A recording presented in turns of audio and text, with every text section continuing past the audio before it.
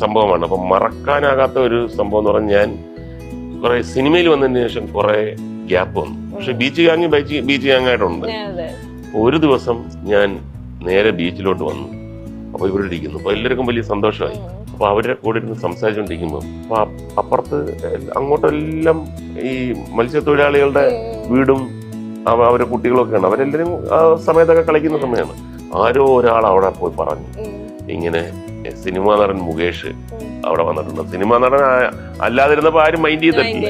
അപ്പൊ ഞാൻ നോക്കുമ്പോ ഒരു മൂളൽ പോലെ ഒരു സൗണ്ട് കേൾക്കാം. അപ്പൊ ആരോ എന്റെ കൂടെ ഉള്ളവർ പറഞ്ഞു, ഇവിടെ ആരോ എല്ലാവരും കുറെ ആൾക്കാർ ഓടി വരുന്നുണ്ട്. അപ്പൊ എന്തായിരിക്കും, വല്ല അടി വല്ലതും നടക്കുന്നുണ്ടോ? പെട്ടെന്ന് എനിക്ക് പിടി കിട്ടി.